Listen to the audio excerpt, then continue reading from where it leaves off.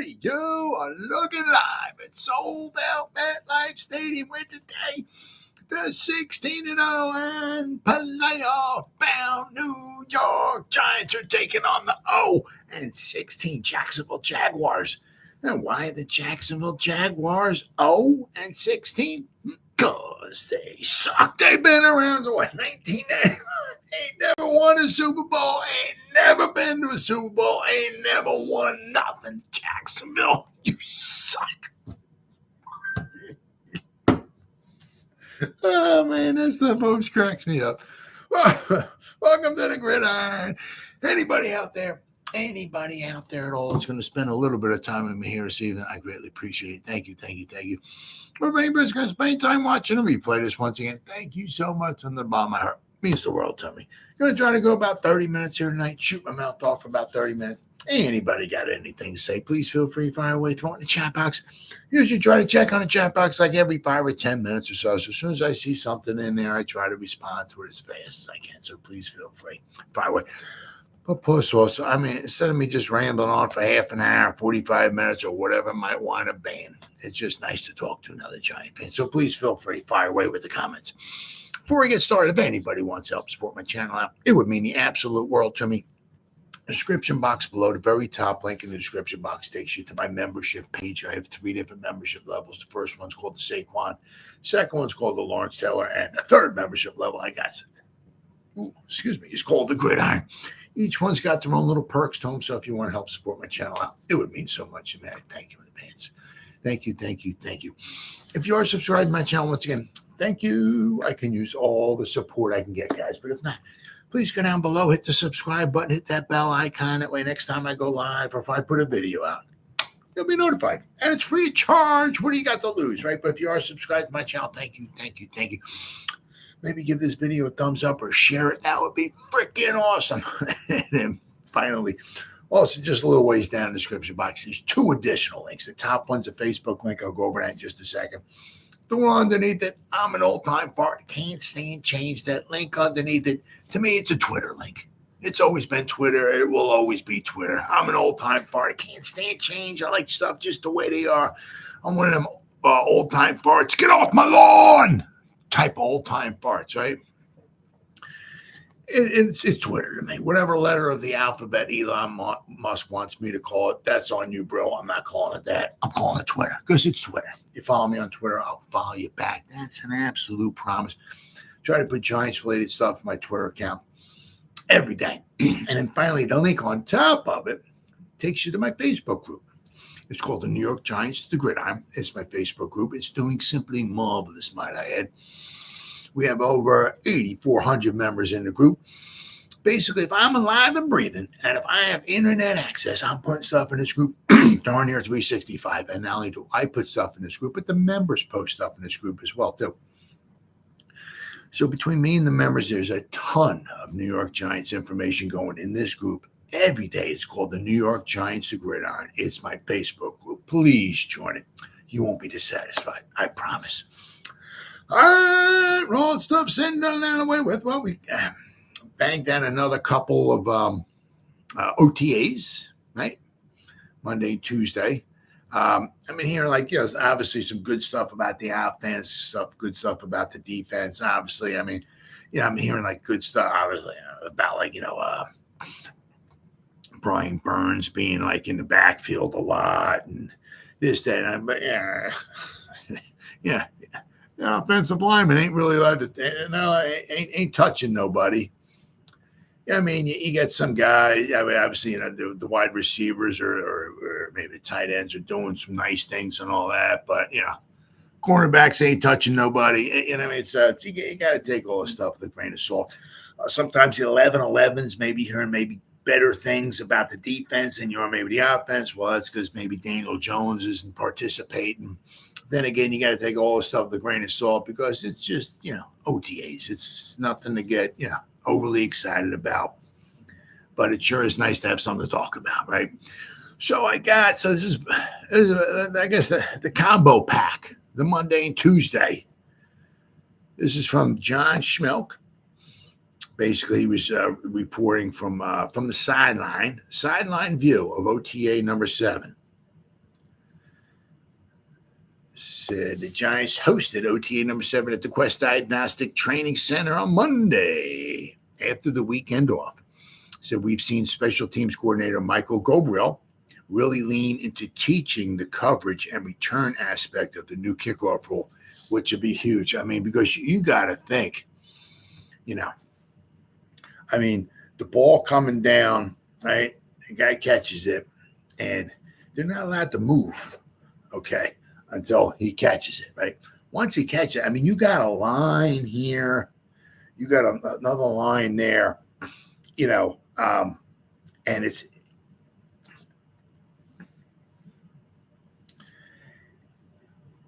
if they can get like a little crease, you might good chance you might see some return,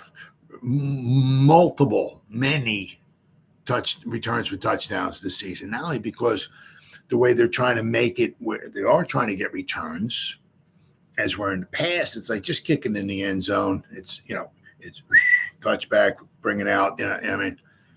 But now it seems like if you're gonna be penalized if they're not returning it, but they're trying to make it. They're trying to get the return, right? The exciting. Oh, what's up, Jersey guys? Hey, Jersey guys in the house.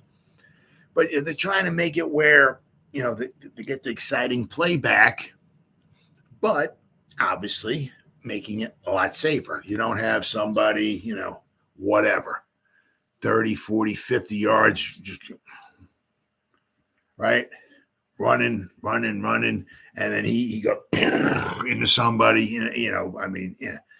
They're close together. There's only so much. Don't get me wrong. There's going to be contact. We got some big guys out there. Well, actually, you don't want big guys out there because not in the kickoff anyway. But the contact won't be quite as violent, shall we say? But basically, it's like you got like a wall here and you got a wall there, right? The guy catches the ball, and you got they might have a guy, maybe one or two guys, maybe pinching in. Right, maybe you might have another guy, a couple guys dropping back or something, but for the most part, you got a wall of guys and a wall of guys, right? And if you got right, and they run at each other, what are you going to have? That. Oh, I'm sorry, my bad. Right, you're going to have this, right? That's the. You need a seam. You need a little crease. As Gail Sayer said, all I need is 18 inches of daylight. That's all I need, right? Obviously, it's not going to be quite like that, but with the old kickoff rule, you got the guys running down, you got guys coming in, pinching in, you got guys trying to obviously get, I guess, have their own gaps or their lanes that they have to fill and everything like that. But with this here, it's, all you need, if you get like one or two guys blocking out or something, open up a little hole or something. All right. Who we got? Until the league does a better job of post-career. Yeah, because I was thinking about that like the other day when you brought that up. It's like, why not, I'm not saying it's going to be cheap. Don't get me wrong, right? But why don't we, because it's a lot of it. Why don't we like looking down the road, down the road, right? It's like a 401k or a mutual fund or whatever you want to call it. We're looking down the road, right? Instead of taking their sacks of money, here you go. Good luck with it. It's like, well, I'll tell you what we're going to do, guys. All right. The owners don't need yachts, any more yachts. They're good there. So they'll take a little less money. You guys take a little less money or whatever it is. And we're going to give you, lifetime care. Right. How many billions of dollars do they make each year? And I'm certainly not saying it's going to be cheap or whatever, but, maybe what they could do, so think about it, right? So that if they would take like a bunch of money and they could give it to, like what the banks do or what the insurance companies do. The insurance companies take your money and they invest it, right? And they're making money, right? So when something comes out and they have to dish it out, they're making money. So take a whole bunch of money or something and give it to somebody that can invest it or whatever and make it grow over time. So because I'm sure this, the universal care is going to be very expensive, especially for these football players. But it's kind of like, let's take some money now, some of your money now, and we'll invest it. And so that way for the rest of your life, I'm not saying nobody's going to have any type of problems. Everybody's going to, a lot of guys are going to have problems. Don't get me wrong, but at least you'll be financially, you won't have to come up with money for it, right? Instead of here's your $300 trillion right now to be a guard for one season. Well, we'll give you, instead of 300 trillion, we'll give you 200 trillion, right? And we'll take the rest of it and we'll invest it for you, but you have lifetime care for the rest of your life, right? Instead of some of these guys, it's like, oh, here's your money, right? And in 5, 6, 7, 8, 9, 10 years from now, their money's gone. Then they have all these problems with their backs and head and this and that and the other thing, and they can't afford medical care or something, and they're freaking screwed, right? Many guys don't retire wealthy. Yeah. I mean, as I said, you get some guys like Jefferson, was he making $35 million now a year? But it's like, when you're like 20 years old, right? And people go to you, hey, you might want to invest in a 401k or an IRA or something, because somewhere along the line, you're going to be 60, 65, and you're going to want to retire. Well, what do most people do? Get out of here. That's so long. I ain't worried about that. I'm 20. I want to live. Show me the money, baby. I ain't worried about that. Retiring? Come on. That's not going to happen. Or that's so far off. You know what I mean? And then what happens? You don't save up your money. And when you're 60, 65, you have no money. And what? You're screwed, right? Well, why don't you, now you're 20, 25, and you're going into the NFL. It's like, well, what we're going to do, okay, we're going to relieve you of some of your financial burdens later on, 20, 30, 40 years or whatever down the road. So you're not going to make as much now. Hard to believe, though. Hard to believe. If you make $5 million a year, hard to believe, I know. But you can live off of $5 million a year. I know. Shocking, but you can do it. You can do it.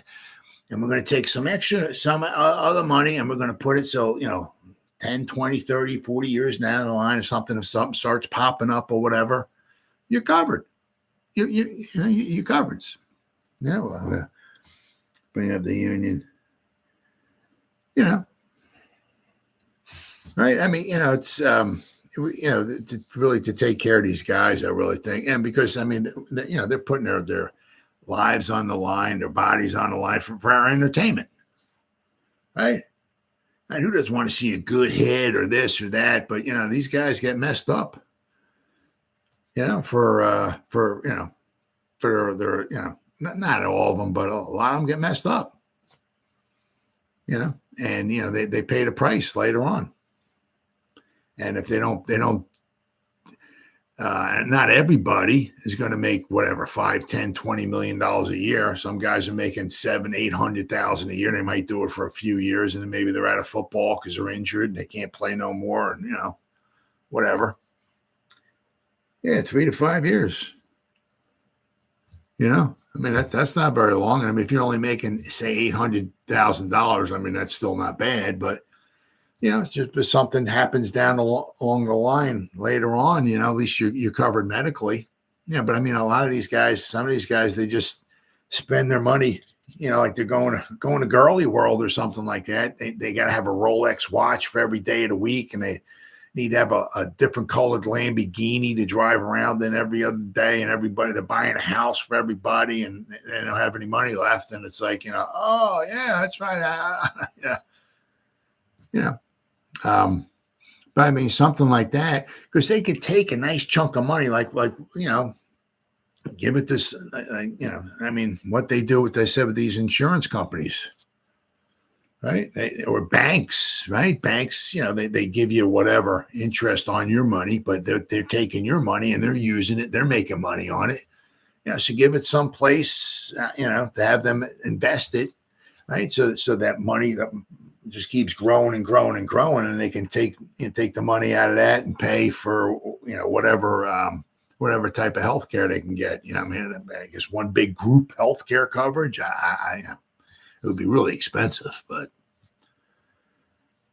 I mean, that would be fine. I would like that instead of, or let's say, what, I don't know, what, maybe, I don't know what, 10 years, 15 years from now, maybe we'll have the first $100 million a year guy, quarterback. You really need 100 million. Okay, but it's not so much. It's like, see, if you play your cards right? If you play your cards right, you make $100 million, well, whatever, but all other, open up commercials, you make money doing that. There's all ways of making money. It's not like, well, if I don't make, $90 million a year playing football, I can't survive. Well, yeah, you can. After football, you can be a coach. You can go into broadcast or TV or whatever. There's all kinds of ways of making money. But as I said, I would like that. That would be fine by me. Because the salaries are, there's money there. That's for sure. And especially if we're going to start playing 18 games, because once again, what's it all about? It's all about the Benjamins. So there's money out there. Yeah. But again, I'm not saying I'm sure they've what? I'm sure they've tossed this around before, but I don't know. I don't know what the sticking point is or what. I don't. What about the teams partnering with the NFL about a mutual health coverage plan? Yeah. Yep. Something. Absolutely. I'm sure, well, there's a will, there's a way. I'm sure they can come up with something. Absolutely. I would love it. A lot of it, what they're doing. Yeah, it is kind of funny, though, because they're talking about, well, player safety. All about player safety. Like the kickoff rule. We don't want guys getting injured. But we're going to play 415 games in a season. That's okay. That's all right. What? Huh? You want to play 800 games in a season, but you're worried about players' health? What? Huh?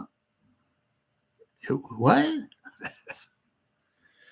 And somebody brought it up today. I was listening to somebody's video. It's like, really, you look at the guys, like the starters, they don't play in preseason. Very rarely. What did the Giants start? Last year? I think they played, they had like one drive against Carolina. They walked down the field, scored a touchdown, and their preseason was over with. So the starters don't really even play much in preseason anymore, and now they're going to be adding on an 18th game, but we're all worried about health. Actually, somebody posted in one of the Facebook groups. It was pretty cool. Oh man, who the hell did they play? God, I can't remember. Well, the Giants, it was 1973. It was a little article. Who the hell did they play? The Giants beat somebody. It was the Cleveland Browns? I think it might have been the Cleveland Browns, 1973, the Giants. Actually, they won all their preseason games. I think they won 21-10, I think it was. It was a preseason. I could look it up, but it was a preseason game, 1973, the Giants. Their star running back, their man, Ron Johnson, right, had 23 carries. And they played 6 preseason games, 6. And then this one, I can't remember, it was the final preseason game. It was because it was sometime in September. Might have been the final preseason game. Might have been. I think they beat the Browns 21-10, and their starting running back, Ron Johnson, had 23 carries in a preseason game. He had over 100 yards, and they played 6 preseason games back then. Now, I'm not saying he had 23 carries in every preseason game, but final preseason game, 1973, our star running back had 23 carries at over 100 yards rushing. I mean, crazy. I mean, you look at last season, I mean, Saquon maybe had a carry, 2 carries in the whole yeah. I mean, it's like if you took your star running back nowadays and put him in a preseason game and gave him 23 carries, you'd be fired. You'd be gone. But that's what they did 50 years ago. Absolutely crazy. Yep. Oh, yeah.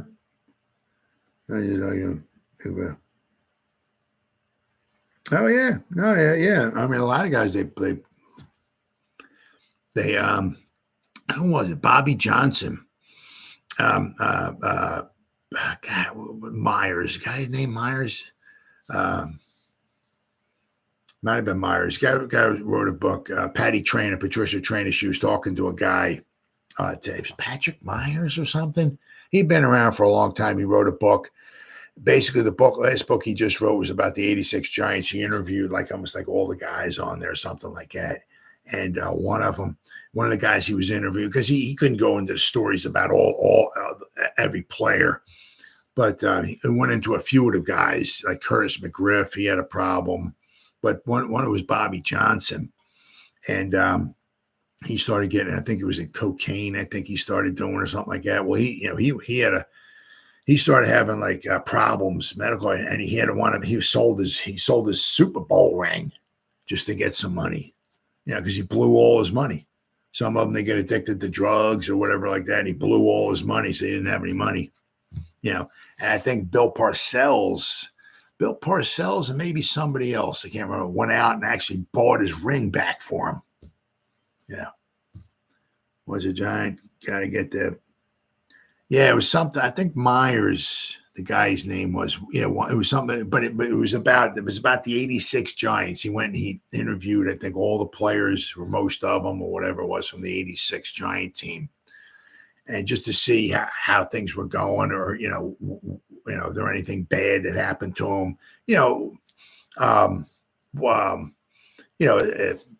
mentally, physically, financially, how's things been going?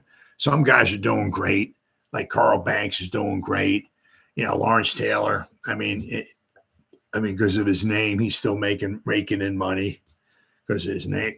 But I mean, some of the guys who aren't making money, they're screwed. They had their little fame and fortune there. They made their money, and some of it gone.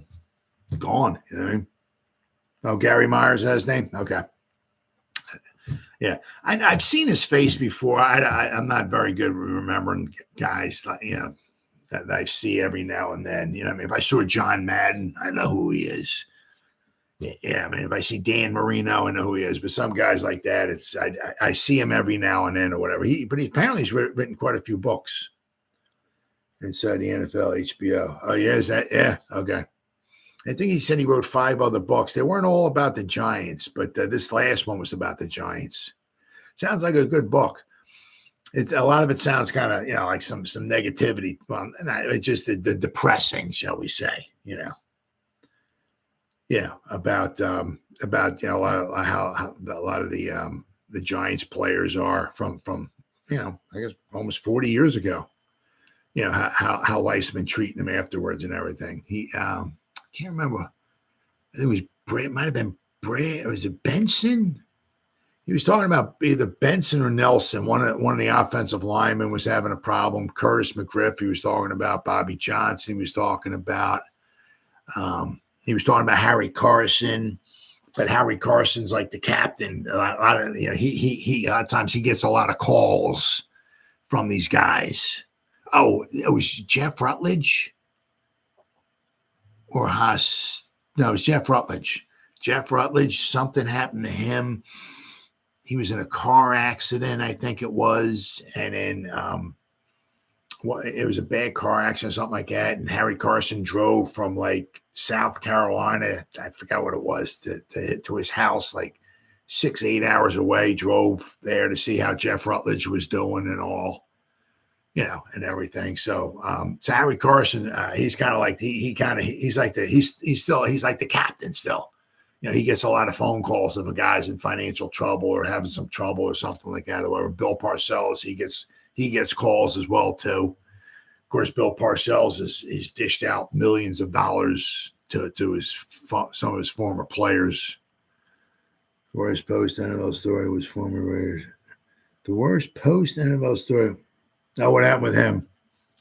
I mean, I remember Todd Marinovich coming up. I mean, like his father,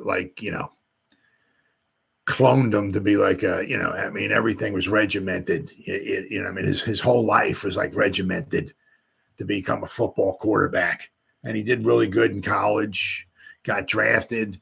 I mean, hey man, you make it in the NFL, you get drafted. Hey, that's not too bad. I mean, obviously he wasn't a homeless. Yeah, it's a shame. I mean, I had some money, and that's the thing. See, that's another one of the things that some of the guys, I don't know how much they, I know they like the rookies and stuff like that, like maybe the first rounders. I remember Herm Edwards always used to talk to the first rounders. He'd get him like in a class or a room or something like that, and he would talk to them about, money and fame and fortune and stuff like that and all, but I don't think they do enough to help, drive it into these guys, with the money. You get this money and some guys just start blowing it left and right and they think the money's endless. And, surprise, surprise, when the money winds up running out, because some guys after their career's over with, I mean, they just, I don't know. They just go back to working like a 9-to-5 job or something. And they blow the money and it's all gone, Man, I'm one of the nicest guys in there to talk to football with me. Oh yeah. Well, of course, we always kind of hate the guy a little bit because what he did in was it 1978? You know what I mean? Against the Giants Stadium. Joe Pisarcik and Larry Zonka. Does that ring a bell? But I always liked him because because the Jets are my second favorite team. So when he was coaching the Jets and everything like that, I was always liked him. He always seemed like a real nice guy and real very very obviously very very knowledgeable and all that and everything. So I always like him and everything. Yeah. Did he? Yeah. Unbelievable. You can't blame him. You can't blame the guy. Let me get back to this here. It's got hold on here. Oh, there we go. They're talking about, let's see, the special teams. Oh, there we go. Yes, yeah. I want, and this here too is what John Schmelk talks about. It says, it's a very different look in practice seeing the players line up 5 yards from each other and basically frozen in place until the ball is caught by the returner or until the kickoff, the ball hits the ground. Then all the players explode out of their stances and using pads work on their blocking and coverage technique. It's a matter of training the players' eyes for what to watch for. And then them moving together in sync to fulfill their assignments. He said, I think, this is from John Schmelk, I think there are going to be a lot of explosive plays early in the season on kick returns as teams figure out what they're doing and surprise their opponents by doing things no one expects. Now, this is interesting here. One player I noticed during these drills was the little turbo, Mr. Miller, whose speed lives up to his moniker. So, give that guy a hole. I mean, if the guy's able to, catch it, I mean, give the guy a hole, nobody's catching him, right? New running back coach Joel Thomas has been working with his group on catching the ball throughout the spring. They've developed a series of drills to mimic the pass, getting on them quickly and reacting to making the catch. It focuses on catching a vertical pass coming in over their head and behind them. Ooh, that's a tough catch. The running backs are not allowed to look back, and need to get their hands up and make the catch when the ball appears in their field of vision in front of them. That's not easy. He said Monday's practice was a strong one for the defense that got kick-started by the linebackers. On the first play of the team portion of practice, Bobby Okereke forced Wan'Dale Robinson to make a difficult catch over the middle with strong coverage. Secondary got into the act next. Banks using his length to prevent a completion of Darius Slayton. Trey Hawkins nearly came up with an interception on the pass over the middle, forcing an incompletion. Cordell Flott ran with Darius Slayton on a deep route and knocked the ball away. Early in practice, defensive back Alex Johnson nearly came up with a pick. I forgot about Alex Johnson when he knocked the pass away. The defensive front made some noise again, but then again, the defensive front, you're not allowed to touch anybody. I mean, how are you supposed to stop Sexy Dexy? I mean, would try to trip him or something? I mean, if you're not allowed to touch him, you ain't stopping that guy. I mean, so the defensive pressure package gave Brian Burns the opportunity to be a free runner to the quarterback, forcing a play to be blown dead. Tyler Nubin and Jalen Mills came free on a blitz. I mean, yeah, okay, came free on a blitz, but if you can't touch anybody, I mean, of course they're going to come free. I mean, I would come free on a blitz if nobody touched me. Sooner or later, it might take me half an hour to get back to the quarterback, but I'll come free on a blitz if you can't touch me. Dexter Lawrence got through the middle to pressure a quick pass to Wan'Dale Robinson in the flat. Tolman Fox created a pressure late in the practice. Offensively, Wan'Dale Robinson caught a few slants. Darius Slayton was targeted frequently by the quarterbacks. Jashawn Corbin caught a couple of passes in the flat. And rookie Theo Johnson caught a pass from Drew Lock. But then what they were saying today, that the offense seemed to be a little bit better. So the offense practiced on their own side of the field for most of the day, with the line scrimmage moving between their own 20 and the 50-yard line. Oh, we're talking about this here. There were some guests at Tuesday's session as executives from the Yankees and the Knicks watched from the sideline. The group included Yankees general manager and senior vice president Brian Cashman, Yankees senior advisor to baseball operations Omar Minaya, Knicks executive vice president and senior basketball advisor William Wesley, otherwise known as Worldwide Wes, among others. With that said, let's dive into all the action from Tuesday's practice. Yeah, Daniel Jones, Danny Dime, he aired one out deep. Said with the ball on the other side of the 50 most of the day, there was only one play to make this section of the article. Nathan Rourke unleashed a deep ball 40 yards in the air, which wide receiver Dennis Houston was able to bring down in impressive fashion right around the goal line. It was hard to tell if he crossed into the end zone or not, but at the very least, the ball would have been placed inside the 3-yard line. Takeaways. It was a clean practice for the offense as they did not commit any turnovers during team drills. Let's see. On 7-on-7, Deonte Banks used his speed to stay on the receiver deep down the field and was able to get his hands on the ball to knock it away. Later during 11-on-11 drills, Banks forced incompletions on 2 additional passes. Well, that's what we got him for. So you can't complain about that. It's always a big difference between year 1 and year 2, head coach Brian Daboll said about Banks on the start of OTAs. Obviously, he's done it for a whole year in terms of how we do things here, learning some new things of what we're putting in defensively, but he has the right mindset. He's working extremely hard and trying to do as good as he can do. Daniel Jones only participated in 7-on-7s. During this period, Jones threw a beautiful pass deep down the field to Isaiah Hodgins for what would have been a 50-yard gain. He aired it out. There's a video on that. Start of 11-11 drills, Tommy DeVito hit Theo Johnson. Next play, DeVito hit Darius Slayton. Speaking of Johnson, the rookie tight end made several impressive catches on Tuesday, including one in a tight window for what would have been a first down.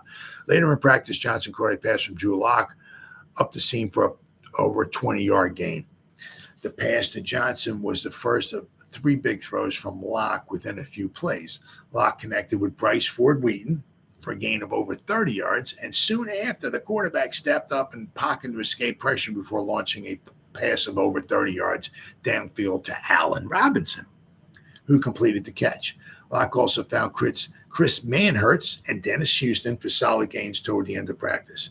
What seemed like a common theme throughout OTAs, Brian Burns got himself into the backfield for what would have been a sack on 2 separate plays. First, I would like to say he's a great teammate, practices the way you want a pro to practice, Dable said a few weeks ago, particularly a player of his caliber. I think he's done a good job with the outside linebackers and his room of being a good mentor. He leads by example, but he also will speak up if he needs to speak. That's good. He's been a really good addition to our football team up to this point. Glad we have him, whether it's on defense, whether it's talking to guys on offense, the offensive line about certain things, good person and a good player. Dexter Lawrence, sexy Dexy, got into the backfield and forced a throwaway during team drills, as did rookie linebacker Darius Slayton. Boogie Basham also likely would have had a sack. Now, I'm kind of wondering where doesn't say where Boogie Basham was lined up at. Was he lined up on the defensive line? Or was he the edge? Doesn't say. Darnay Holmes and Elijah Riley each recorded a pass breakup, while defensive lineman Casey Rogers batted a pass down at the line of scrimmage. Carter Coughlin made a nice play in the football to sniff at a screen pass and stop the play for no gain. So it's like what you like to see. There's, good stuff for the offense, good stuff for the defense, right? Oh, yeah. As long as Deanie can plant. Yeah, I missed going to the OTAs when the public was admitted. You live too far from, okay. Well, I mean, they then had the mini camp, and then they got training camp, But, I mean, some people, do it religiously. It's like going to spring training, you know what I mean? Like some people take a week or 2 off or whatever. They go on vacation or whatever. They go down to spring training just to watch their team down there. They look at the schedule because there's the Florida League, and then there's I got to mix up. I can't remember if the Florida League is the Grapefruit League or what. But there's some guys play in Arizona, and then some play in Florida. But I mean, if you're going to watch your team, you might want to take like 2 weeks off. You want if you're going to go down to Florida and watch them in Florida, you get the schedule out. And, okay, well, I'm going to take these days off because they're going to be in Florida. I'll see them instead of being out in Arizona. See, when Coughlin was, yeah, I'm sure it's awesome time. Sure, I've never gone. I'm sure it's a great time. Absolutely, it's nice because because it's. You're not going to have a Cowboy fan there. You're not going to have an Eagle fan. Everybody's going to be a Giant fan. They're all going to enjoy it and everything like that. It's not like you're not playing a game, losing 31-3 in the second quarter and everybody's all pissed off. Nothing like that. It's just there. You have a good time. It's good because you get jacked up whether defensive makes a good play, right, or the offense makes a good play. You're all jacked up no matter what. Oh, hot as hell, I bet. I couldn't imagine how hot it would be for the players out there too. Whew. And it was another thing they were talking about in that book about like doing. Might have been with Myers who was talking about in the book how they were doing like 2-a-days, with Parcells, just like hitting, 2-a-day practices and everything like that. Well, for the guys practicing, I bet. But I remember Carl Banks was always complaining about that too. Going out there and just, in that heat and doing 2-a-days. Whew, that's some rough stuff, boy. I'll tell you. But they don't do that anymore. Now, they say one of the things they say is that's one of the problems. Howard Cross really seems to think that's one of the problems where some of these injuries come from. Is that the guys, what he says, right? Is if you're going to be a boxer and you got a boxing match coming up, what do you do? Not 24/7, but what do?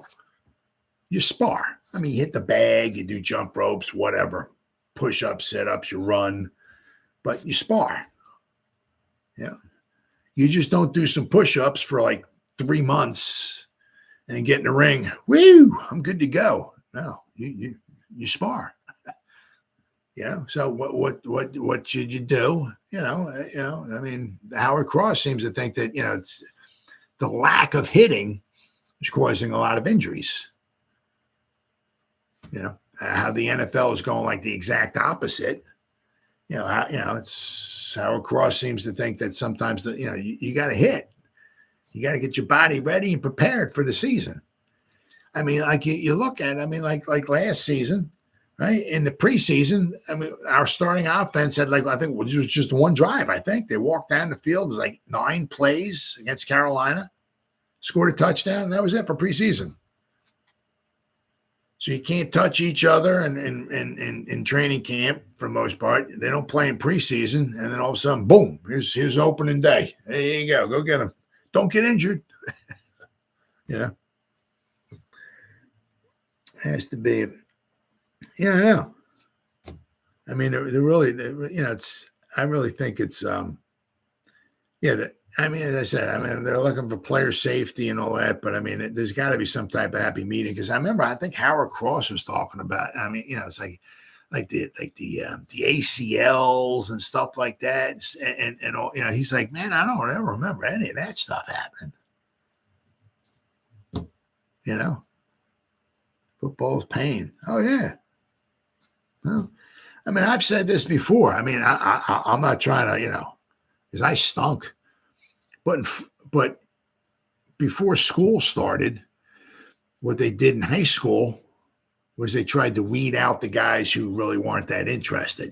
So it was like 2 or 3 weeks before school started here in South Jersey. I went to Washington Township High School. We used to do 3-a-days for 2 or 3 weeks before school. Once school started, and it was just 1 a day because you got to go to school, right? And then you had your practice in the afternoon, and it would get dark, and then you go home because it was dark. But we used to do 3-a-days. We'd have to be there. I think it was 8 o'clock in the morning, and we go on the field for probably about two and a half hours, maybe about 10:30. We come in and you take your jersey off or whatever, you shower if you want. I think we had maybe an hour or so, hour and a half. You'd eat lunch or something like that. And by 12 o'clock, you're back on the field again until 2:30. You go home and I rode my bike there. So I rode my bike there in the morning. We'd have 2 practices. I'm riding my bike home at 2:30 in the afternoon. I get home by 3. I would just take my stuff off. I'd get a fresh set of clothes. I'd go grab a shower, and I'd go upstairs, and I'd just lay down. I'd just pass out on the bed for an hour or so, whatever. And I got up, because this is in the middle of summertime, so it would stay light out longer. But then we'd have to be back, I'm going to say maybe around 6 o'clock, somewhere around there. And we'd practice from 6 o'clock to 8 or 8:30. And then I remember me and a bunch of my friends, we all rode our bikes there, and we'd all ride our bikes home. And I remember be 8:30, whatever. It was starting getting dark, and it would be 4 or 5 or so of us just riding down this one road. And we'd start breaking off because we'd go down this one road, and I'd have to go to the left because my development was to the left, and a couple other guys, 2 or 3 other guys, they would drive a little farther down. They would go to the right because their development was to the right, So we'd just start dispersing as we started riding our bikes. But I get home at 8:30, 9 o'clock at night. Once again, I probably grabbed another shower. I passed out on the bed. Slept. I got up at 6 o'clock the next morning, and I did it all over again. We did that 6 days. I think we were off. We might have been off maybe on Sunday or something like that. But we did 3 days. I was for at least 2 weeks, maybe 3 weeks before and that helped weed out a lot of guys who just were not interested. You'd get maybe 70, 80 guys or whatever show up, and by the time the regular season started, by the time school started, you'd probably be down to maybe 50 guys or so, or whatever. You'd probably lose 20 or 30 guys, but just guys who just were not interested. I was like, man, I ain't practicing like this. This is crazy, Oh yeah, yep. Oh yeah, well, I'll tell you what, because the one thing I really liked, and the coach, I really appreciated from the coach, because in the beginning, you do 6 inches, you'll be laying on your back and leg raises or whatever. You have to pick your legs up 6 inches off the ground. and you have to open them, and you have to close them, and then you have to open them and close them, and then open them and close. Well, the first week, 2 weeks or whatever like that, it would be like, you get your legs up, and you'd have to hold it for like 30 seconds. Then you'd have to open them, hold it for like 30 seconds, and you hear all the guys grunting and groaning and everything. They have to close your legs and then open them up again. So you'd have your feet up off the ground for like a couple minutes, and the guys like dying and everything like that. But toward the end of the season, it was like up, open, close, down. It was like within like 10 seconds you were done, as the season wore on, then you go to another exercise. But I mean, in the beginning, it was killer. Oh man, my stomach was just killing me. But toward the end of the season, I was in really good shape. I mean, I wasn't a good football player, but I was in pretty good shape. Oh yeah, I hated that. That sucked. Here we go. It's Darren Waller. Oh yeah, I'll tell you what. I've heard this. I'm going to apologize. I mean, I'm behind on the times. I'm old and this stuff and everything, but I can't see myself buying his new album. I'm not much of a fan. He just released, apparently it looks like his second song. I'm not really digging either one of them. I mean, if this guy doesn't retire, I'll be absolutely just stone cold shocked. I mean, because this guy, he's got to make a football decision. He's got it. I mean, well, I think by mandatory mini camp, he's supposed to be making a decision. But I mean, it seems like his mind is so much more intent on like making fun of Kelsey Plum or whatever her name is. I mean, than it is like, just, he's like, how can I write this next song to get at her or something? I mean, his head's not into playing football. Give me Bill Weathers and yep. Yeah, once again, I mean, that's not my type of music, so. But I don't know. I've seen quite a few people in some Facebook groups make fun of his songs and stuff like that and everything like that. So, I mean, not my cup of tea, but it seems like he's more interested in making his songs and all that and everything than he is about playing football. So if he comes back and plays football, I'll be rather shocked. But at least the Giants are, making, what do you want? Yeah, they're putting themselves in place in case he does. Because I mean, they drafted we got Bellinger, we got Lawrence Cager, and then we got Tyree Jackson, we got Stahl, we got Manhurst, we got like 300 tight ends. So a healthy, Waller with the right mindset and all could be very, would be great. Really, really, really would be great for this team, but. It's just a shame because it's like, we had Kadarius Toney, we traded him away, and we got a third-round pick, which winds up being Waller. And for that third-round pick, probably only going to get 12 games out of Waller for that third-round pick. That's a tough one. That's a tough one. It's me if I go to hip-hop with oh, yeah, Outkast. There you go. Yeah, I remember Outkast. Oh, yeah. Absolutely. So, but these stuff I'm hearing about Theo Johnson, he sounds pretty good. Now, of course, he may not ever turn out to be a Waller, but he's got the same height as him. I think his RAS score is better than Waller's. So, I'll have to wait and see. All right, then of course, now this one here, I seen this one here. He got the running back rooms, and of course, I thought the Giants. Who ranked them? My ESPN's Mike Clay recently ranked the running backs room of all 32 teams. Here's a look at the full rankings. Now I thought the Giants would be like number 30 or something like that, but no, they actually made it into the 20s. Actually, it's funny because they got the Cowboys at number 32. Even when they got Ezekiel Elliott back. They still got the Cowboys at number 32, but the Giants are number 27, was it?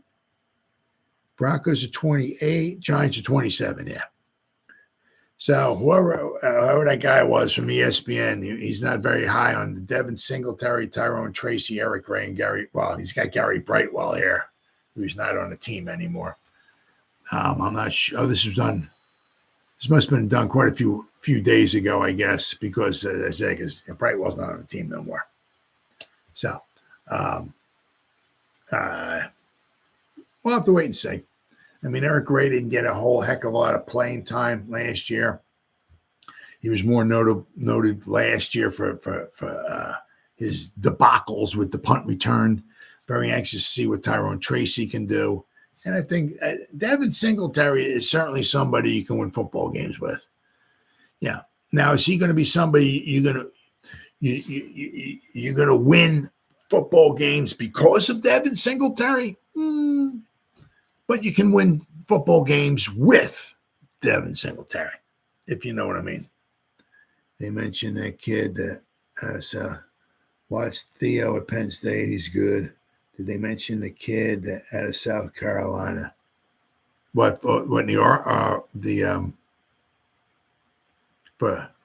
Turbo Miller? No, his name's not here. They just got the four guys. There's a little write-up on it. Hold on here. Let me see here. Oh, no, actually. Can I click on it? Let me see. Is there any place to click on it? Nope. I mean, I'm sure there must be some type of write-up on it. He just listed basically the top four guys, I guess. He's got Singletary, Tracy, Gray, and Brightwell. There's no Jashawn Corbin's not on there. Basically, I guess he listed the top four guys, I guess, from each team's running back room, I guess. So Miller's not on here. But I mean, a lot of what we got, because you got Corbin, he's not very, he's not proven. We got Brightwell has been here for a couple of years, but he's gone. Eric Gray hardly played, right? We got Turbo Miller, he hasn't played, and Tracy hasn't played. So we got a lot of guys who are not proven, right? We got Devin Singletary, but now, of course, I had to look and see where were the Philadelphia / Saquon Barkley Eagles at? Well, I think they're number 5, I think. And the only reason why they're number 5 is because they got Saquon. Oh, my bad, number 6. At least they don't have Boston Scott anymore. So Boston, when the Eagles play the Giants, Boston Scott won't put 4 touchdowns up on us. So, but they got Barkley, Gainwell, Will Shipley, and Davis Price. Whoever, I'm not sure what that is, but so I mean, obviously, if you got Saquon, that's gonna wait. That's gonna jump you up there.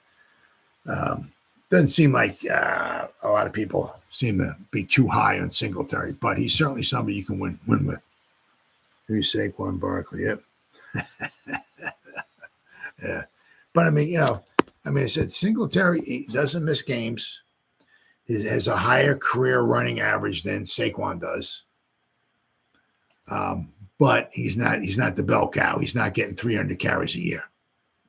Saquon can. I mean, if you wanted to ride him out, if Saquon can stay healthy, if you wanted to ride him out, you can give Saquon, you can get him up around 300 carries in a year. Not that you'd want to do that, but, he could.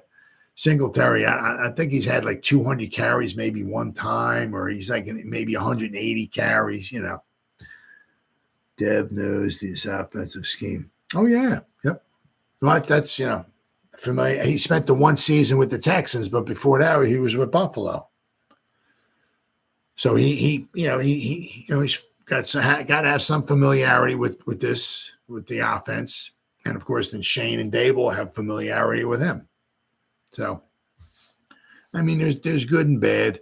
I mean, he has a lot more tread on the tires left than Saquon does. He only costs us, $4 or $5 million. Saquon's like, 13 or whatever it was. But Saquon's got incentives. I don't know what they are.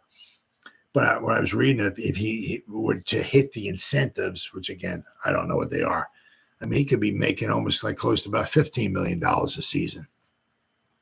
So, yeah. But, I mean, you look at our running back room, right? I mean, if you figure, say, Turbo Miller, right, Eric Gray, Tracy, and Singletary, and even throw Corbin in there, right? 5 guys is still cheaper than Saquon, right? Saquon gets hurt. Hopefully, if he'll probably get nicked up or something. He might have to miss a game or something somewhere along the line this season. That's an expensive guy that you're missing. But we are transitioning. Oh yeah, yep. No, it's not. No. Nope. No, we're going to need a good offensive line, right? We're going to need our quarterback to take us, to take us to new heights, right? But I mean, look at what the receivers we're getting. I said the 3 years, that Shane's been here. We got Robinson, Hyatt, and Malik Neighbors, right? I mean, that's 3, and of course, then you got Bellinger they drafted. Hopefully, maybe he can pick his blocking up a little bit because it wasn't that very good last year. But so we got that, and I got Theo Johnson. So we've added some, some nice pieces to the puzzle. But I mean, that seems like what Dable wants to do. It's very pass heavy. So we don't need a $13-14 million running back, right? Drew Lock, don't forget. Well, interesting to see.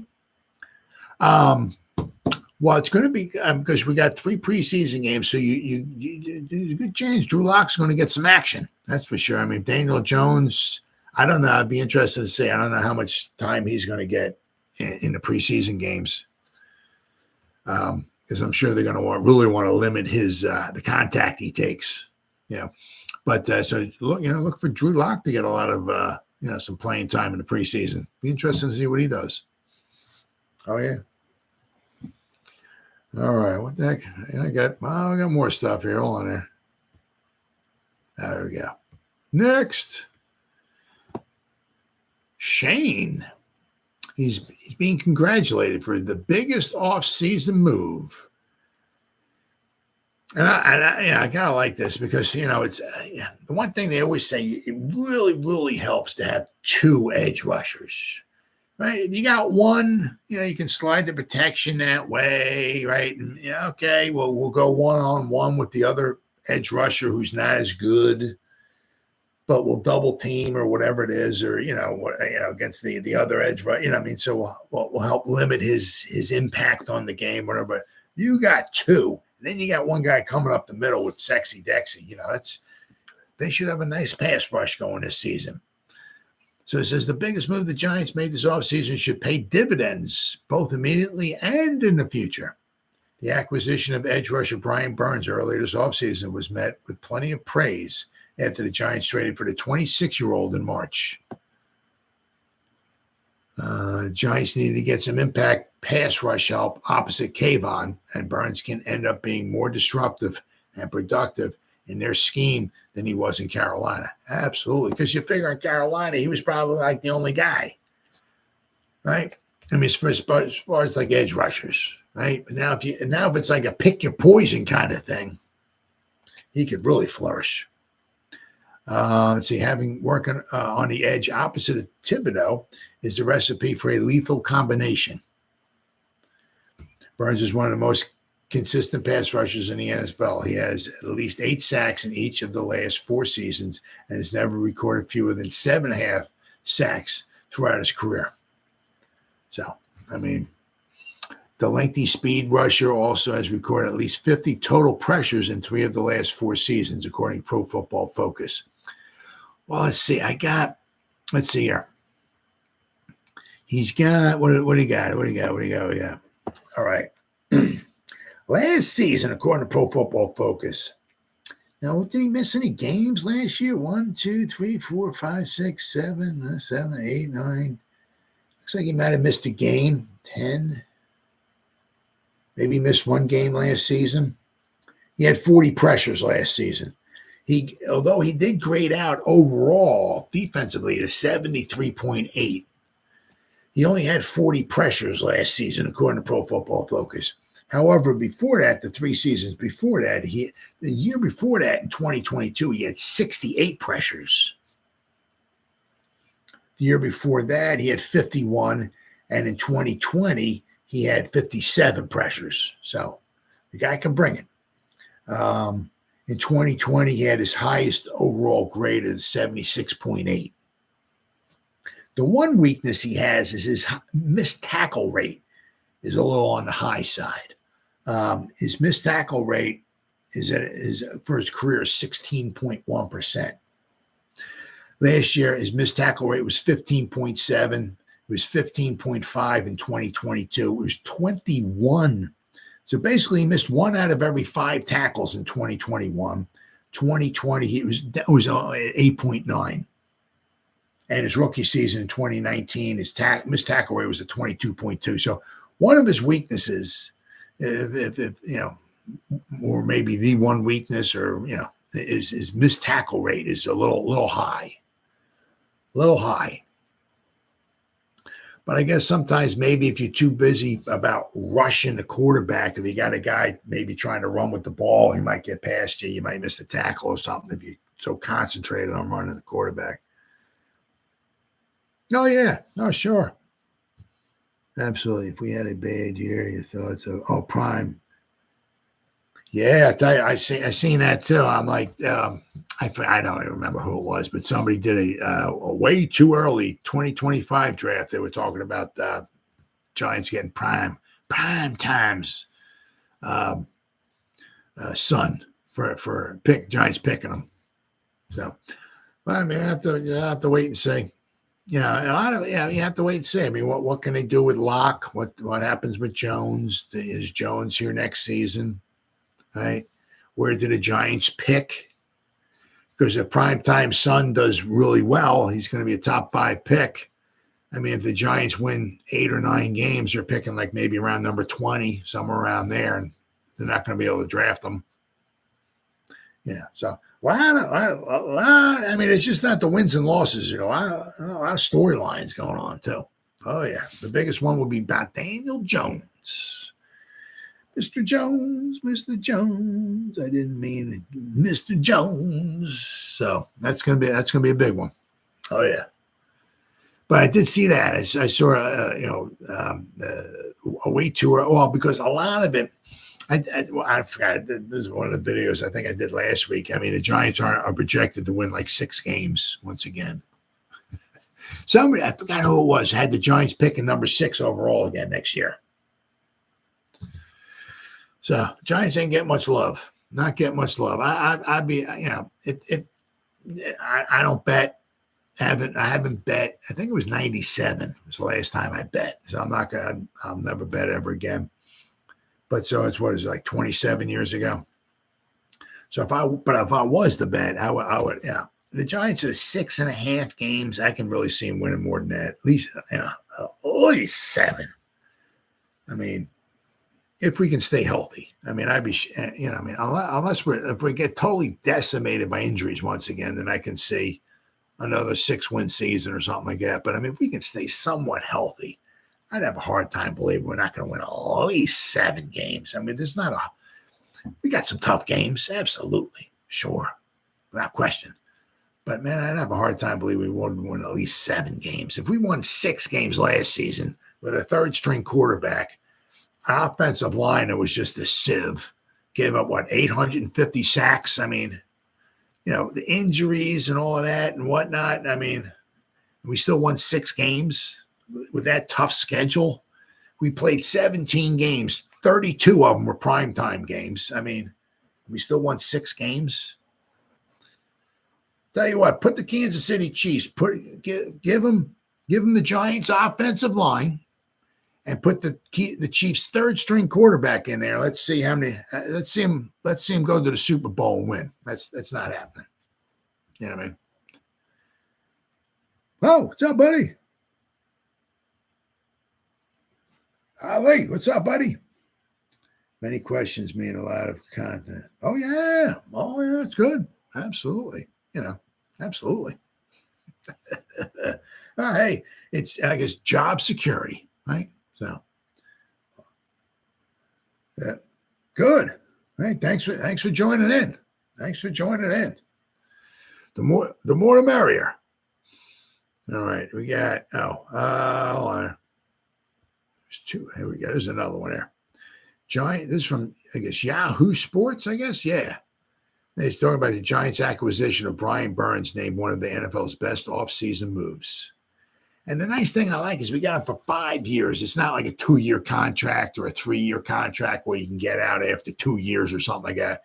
We dished out the big bucks for the guy. He's a stud. As of right now, he doesn't miss much time, knock on wood, right? And we signed for 5 years.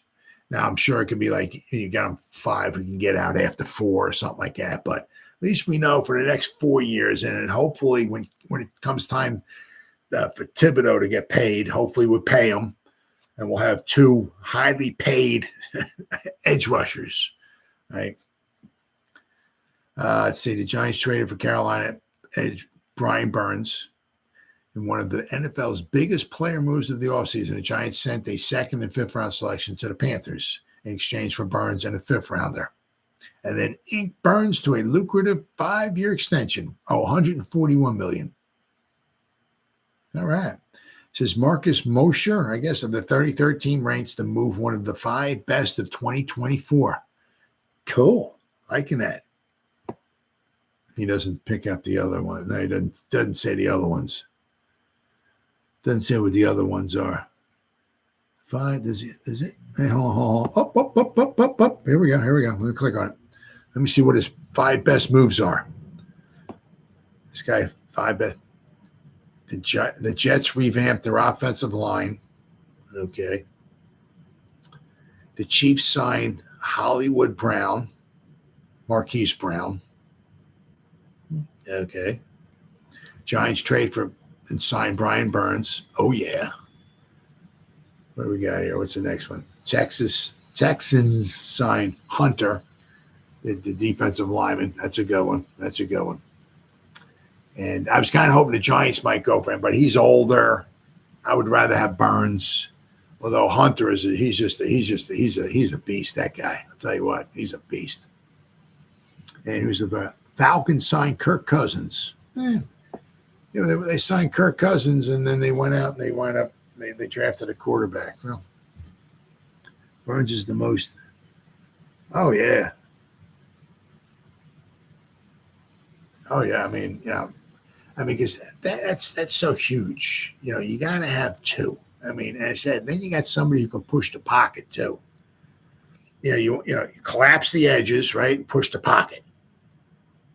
Of course, you can't run past. That's what. You say that to Thibodeau? Yeah, he said it to Thibodeau. Parcells said, "Where's the worst place for a defensive player to be?" He said it to Thibodeau, and I think Thibodeau responded. He either said behind the quarterback or past the quarterback. Parcells said, "Yep." So, I mean, anybody, I can even do that, right? Right? I can be on the edge. Right? They snap the ball. I run like 30 yards down the field without anybody touching me. I'd be behind the quarterback, right? But you're not touching the quarterback. You know what I mean? So obviously, collapse. The edges, right? Don't let them get outside, but don't run past them because once you run past them, he's got that nice little gap there. So just collapse the edges and then have Sexy Dexy push in the middle. Nice. The D is not nah. Nope. Yeah. But you're too old for me, dear. The D. So I mean he's gonna have somebody next to him. Yeah. So I would like next year if they could to get somebody next to Dexter. How they had Leonard Williams and Dexter. You know what I mean? If we can get somebody else. The problem would wind up being is if you went out and got yourself a real stud defensive tackle, man, that's different gap. Yeah. But I mean, they would go out and spend money on a defensive tackle. Boy, that'd be an expensive front wall. Let me tell you what, you got Sexy Dexy over 20-something million dollars. Burns or whatever, 27, 28, 29, 30 million. Kayvon, he's going to want to get paid. He's going to probably want 25 to 30. I mean, that'd be an expensive front wall. Let me tell you what. Because then you got to start also thinking somewhere along the line, all these guys are going to want to start getting paid. I don't blame them. Somewhere along the line. And now the problem is that, Wan'Dale Robinson, this is his third season, right? He's a second-round pick. There's no fifth-year option on him, right? It's still got a little bit of time, but, Jalen Hyatt, if he starts turning out to be pretty good, he's the third-round pick, right? So after his fourth year, he's going to want to get paid. I'm not saying he's going to get $25 million a year or something, but, you're kind of lining up, 3 wide receivers that might, right? I mean, you figure, I don't know, just figure Neighbors gets $25 million somewhere along down the road. But I'm saying if Wan'Dale gets 10 or 15, maybe if he does really well, maybe Hyatt wants 10. I mean, that's some. You're looking at quite a bit of money for your wide receivers, right? Then you got Andrew Thomas, and what are you going to do with Evan Neal if he starts doing well at right tackle? He's going to want to get paid, So.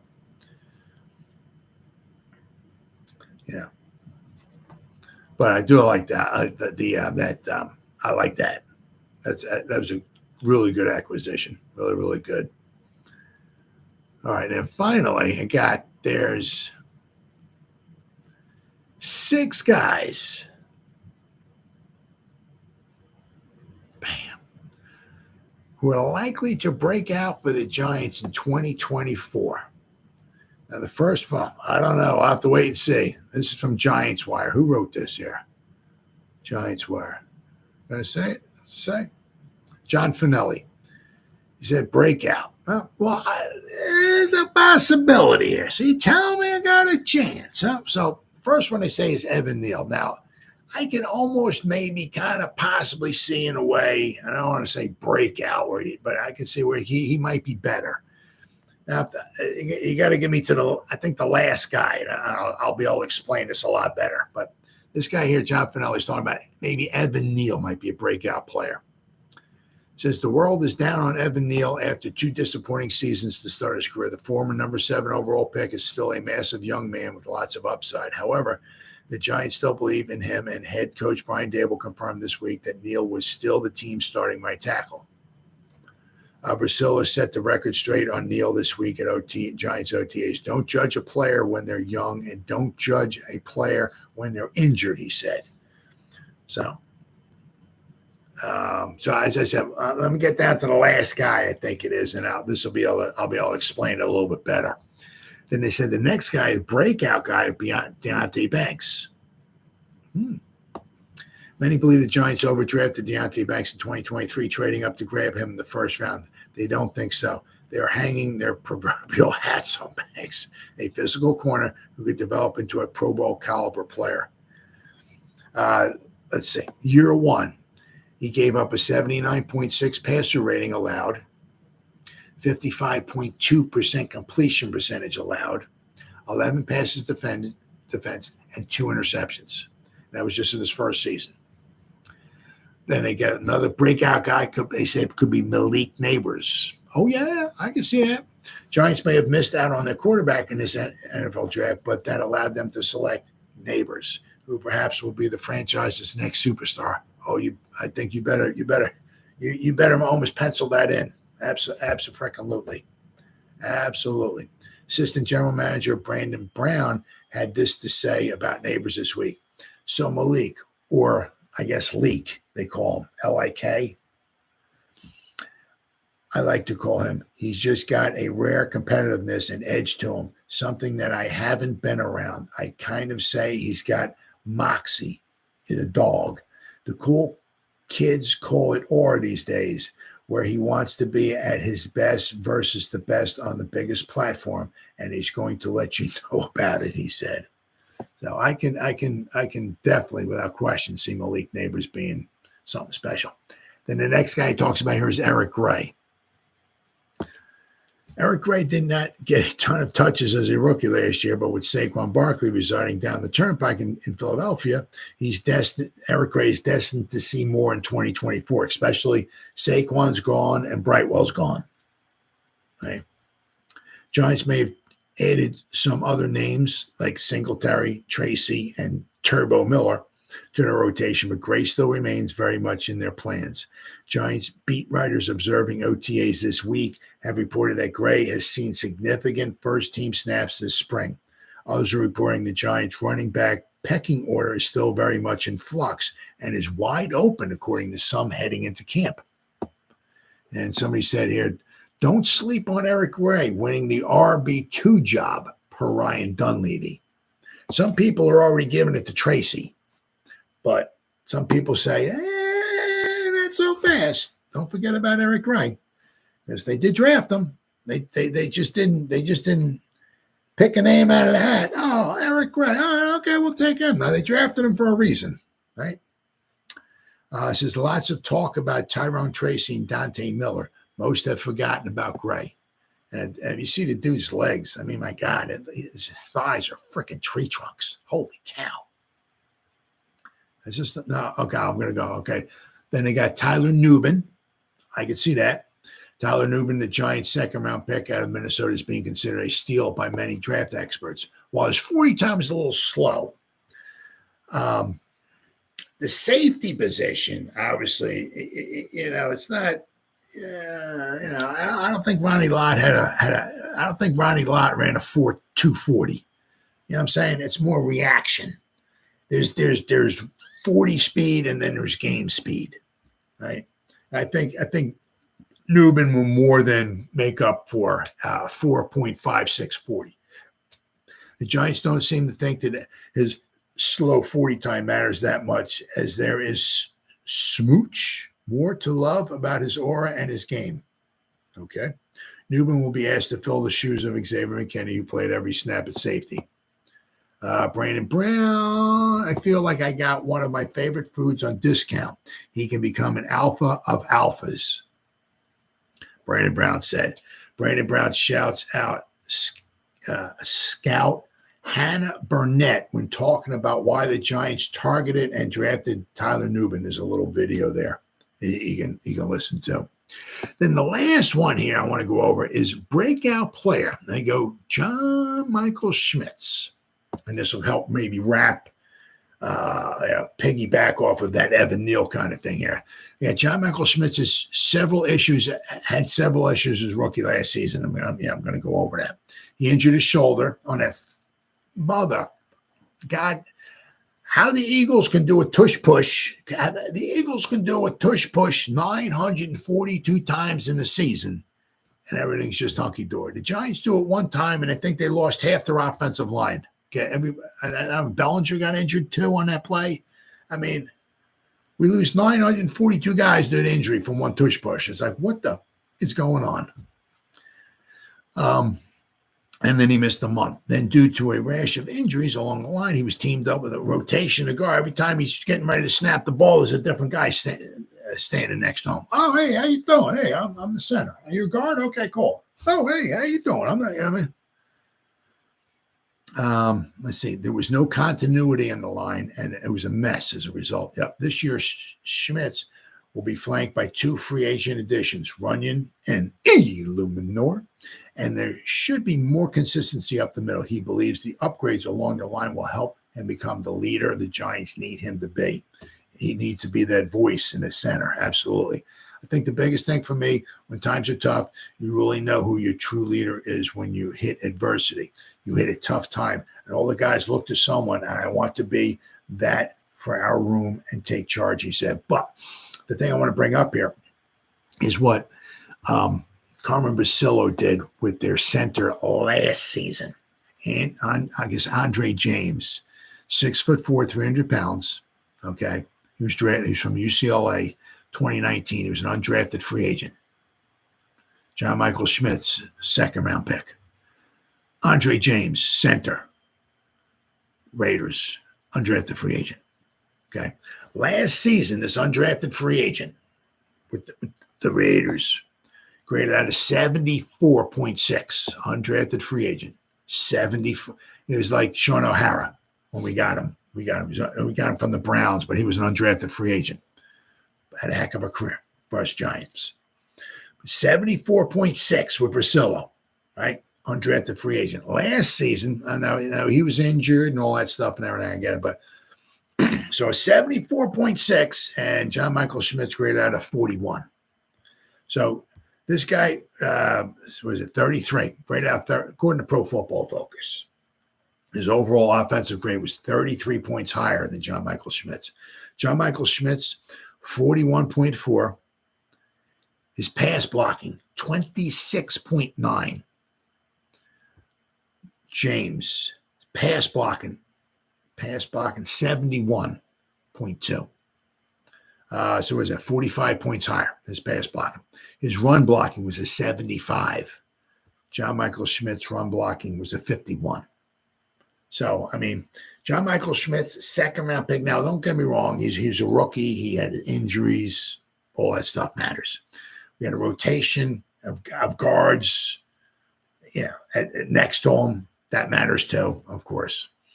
But, look what Priscilla was able to do with an undrafted free agent. And, look what Bobby Johnson was able to do with John Michael Schmitz, a second-round pick, highly drafted second-round pick, right? So what I'm trying to say here is that, what Priscilla was able to do with far less in Las Vegas, bring that over here, maybe what he can wind up doing with maybe Evan Neal, right? We know what he can do with Illuminor. He did it last year, right? He did with that center. Guy graded out as 70-something. He's undrafted free agent, right? So, I'm not saying we're going to be a top 10 offensive line or nothing like that, but, I think we're going to be much improved over last season, that's for sure. So might be the most important. Oh, yeah, quite possibly. Yeah. Absolutely. Oh, yeah. I mean, that offensive line, it all starts there. If you ain't got no offensive line, right? Just think about it. Like the one Super Bowl that the Chiefs lost, I think their two tackles were injured or something like that. Every time Mahomes went back to pass, the Bucs were all over him. Pass rush, pressure, and all that. They couldn't even score a touchdown. It all starts up front, offense and defense, both. All starts in the trenches. And what have for the longest time the Eagles had and the Cowboys had and the Giants maybe haven't had? The trenches. The Eagles, great offensive line, very good defensive line. Cowboys, good offensive line, good defensive line. Giants maybe, kind of an okay defensive line. We've never had two pass edge rushers or nothing like that. But, our offensive line, it all starts in the trenches. If you ain't got an offensive line, pack it up, prepare for next season, right? It all starts in the offensive line. So, that's huge. And you can't do what can you do? You can't run the ball. You can't throw the ball deep. Because your quarterback's under duress, right? So, that's Priscilla. I think that could be, be a huge, absolutely fantastic. All right, buddy? The dog's over there coughing. All right, Jersey guys, it's been 1 hour and 23 minutes. Good talking to you, brother. We'll be back again tomorrow. Hey, thanks for spending some time with me. I greatly appreciate it. So, whoever spent any time listening to me live, thank you. If anybody's going to spend any time watching the replays, once again, thank you so much from the bottom of my heart. It means the world to me. As always, you guys stay safe out there and go Giants. Woo! Oh, yeah.